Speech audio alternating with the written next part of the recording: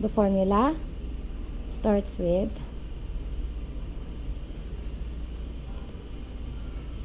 the original price equals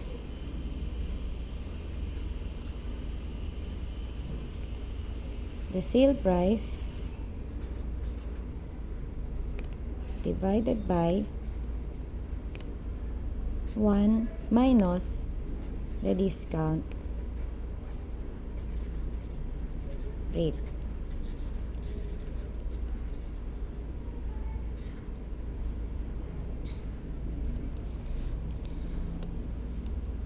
So let us check what is the sale price in the problem. So the sale price in the problem is 440 pesos and the discount rate is 12%.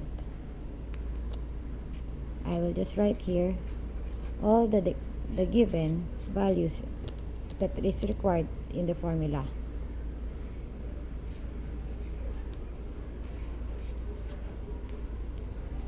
So the sale price is 400 pesos divided by 1 minus the discount rate. Now, the discount rate here is 12%. So, we are going to convert this first or rename this to decimal form.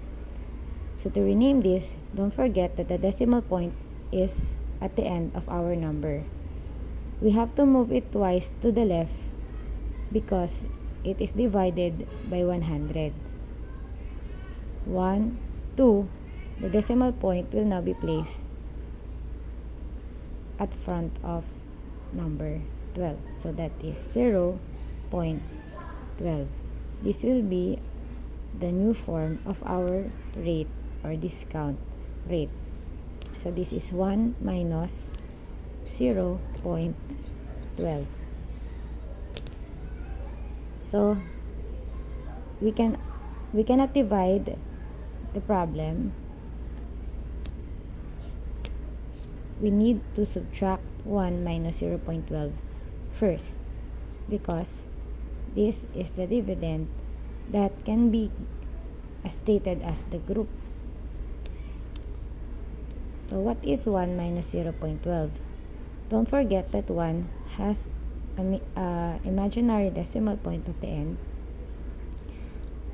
So mathematicians do not try to decimal point if it is a whole number, but in the case where we are solving for it and it requires a decimal point, don't forget that it is always at the end of the number. So what is 0.12? Where should you place it in if we are going to solve for it vertically? Now we know that in subtraction the number should have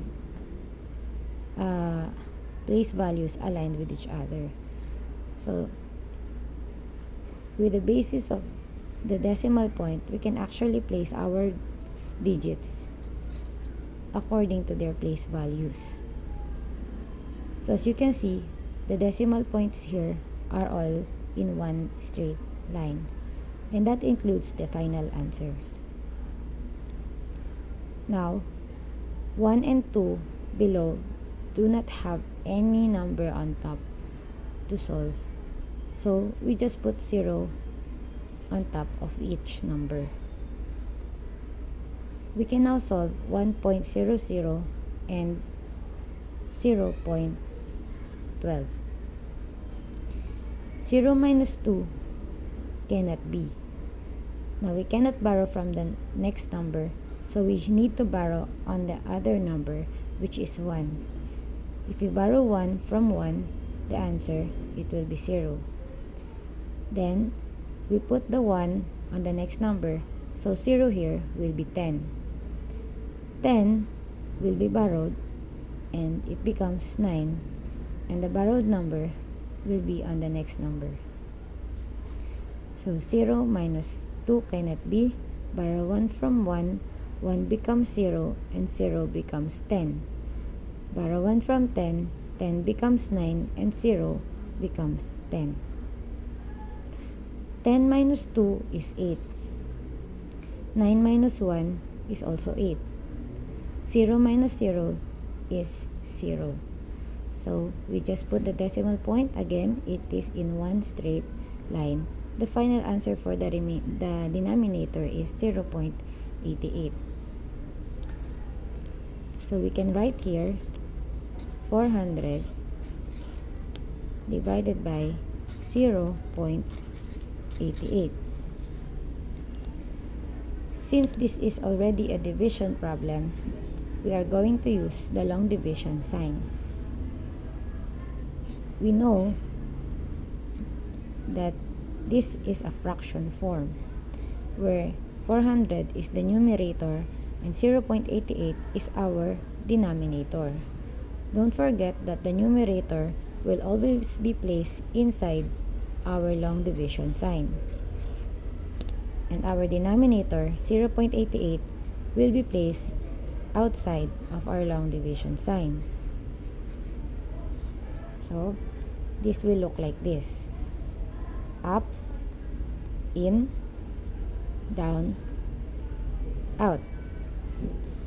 The next step is to ensure that the divisor is a whole number. So, to make this a whole number, we need to multiply 0.88 by 100. Therefore, changing the decimal place to the 2 decimal place. So, if we move this decimal place twice, the number will be changed from 0.88 to 88.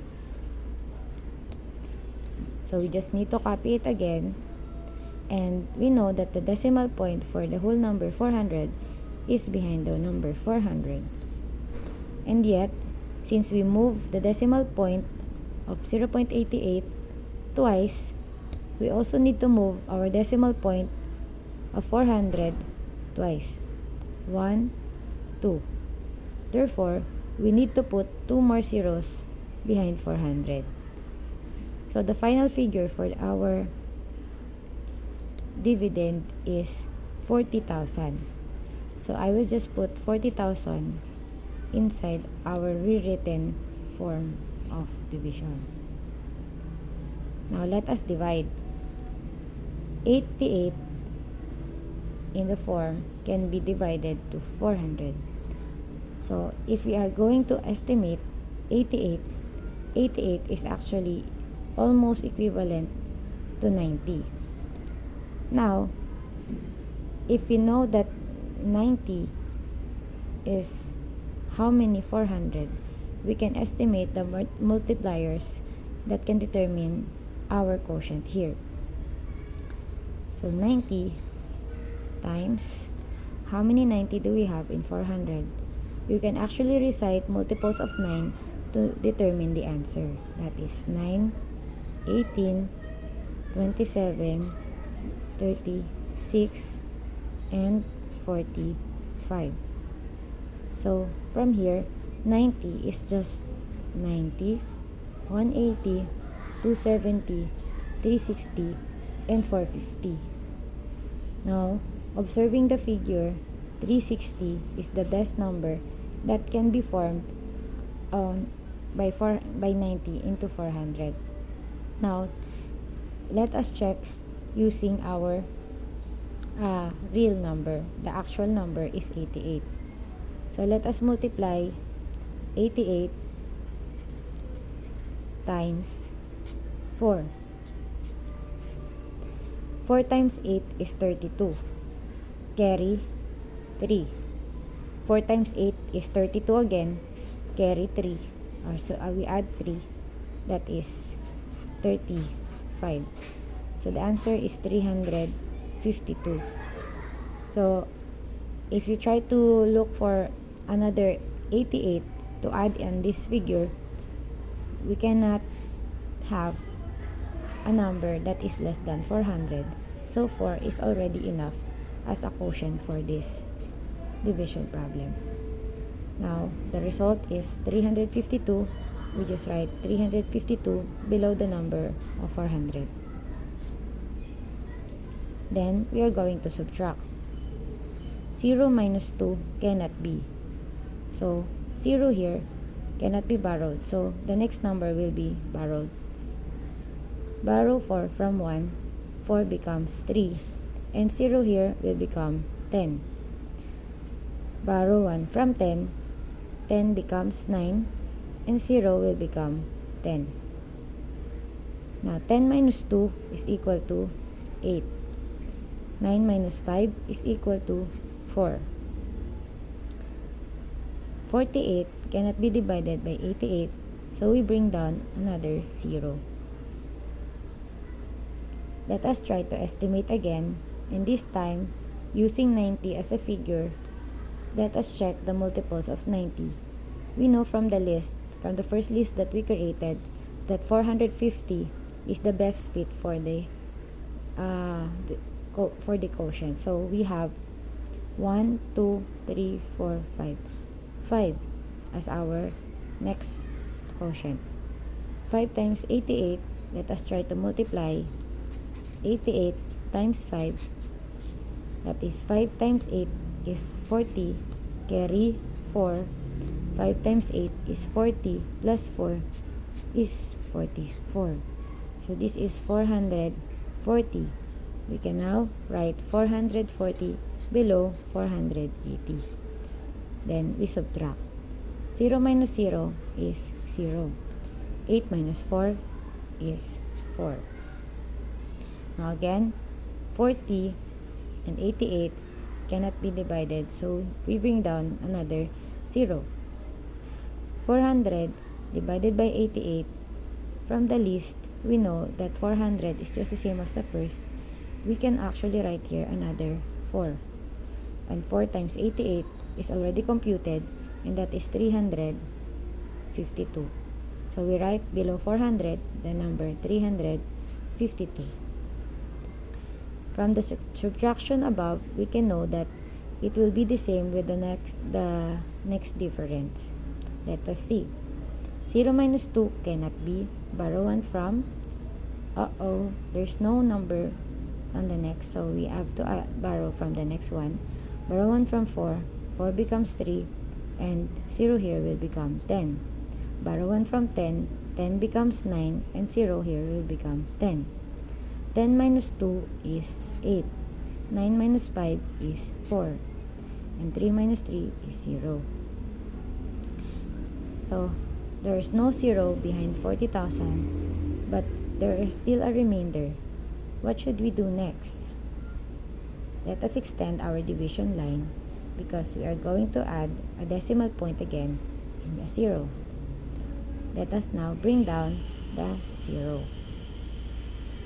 Now we have 480 divided by 88. We know that the previous ISM is 480 here. So let us have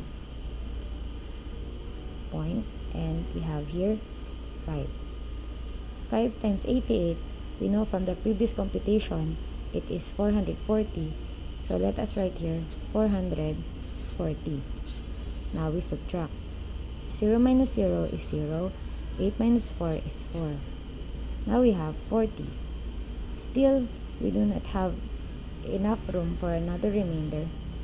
So let us move and put more zeros here and bring it down. Again, 400 divided by 88 is 4. 4 times 88 is 352. Subtract. 0 minus 2 cannot be. Borrow 1 from 4. 4 becomes 3. 0 becomes 10. Borrow 1 from 10. 10 becomes 9. And 0 will become 10. 10 minus 2 is 8. 9 minus 5 is 4. So we go back to 480 and then add 0, bring down 0. So guess what? This number is a repeating decimal, since we always have the same difference in every pattern. So we have 4, 5, 4, 5. What's the next digit? It must be 5. 5 times 88 is also 440. If you subtract it, the answer will be 40. So you also have to go back to 4. This is a repeating decimal class. So we can have the answer as 454.545454. With 3 dots, that means this is a repeating, non-terminating decimal. Now, money problems do not have this figure as a money, so we need to round it off. How do we round off a number? To round up a number, don't forget that the place value for rounding up is very important. Say for example, we need to round this off to hundredths place. So this is tenths, and the next number is hundredths place. So if we try to consider the thousands place as our rounding base,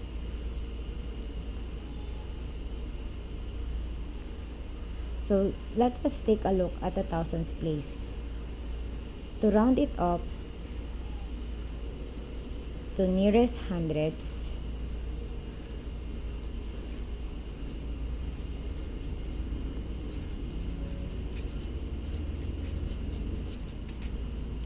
we need to look for the place value next to the hundreds place, and that is the thousands place. So the thousands place in this example is 5. Take note that if the thousands place is greater than or equal to 5, that the hundreds place will be added by 1. But if the thousands place is less than 5, the hundreds place will keep its value as 4. So let us check the thousands place. Is it greater than or equal to 5, or is it less than 5? So when we say equal, 5 is equal to 5. Therefore, we need to add another 1 point to the hundreds place. Now the rounded value for 454.54 can be 454.55. This is now our final answer.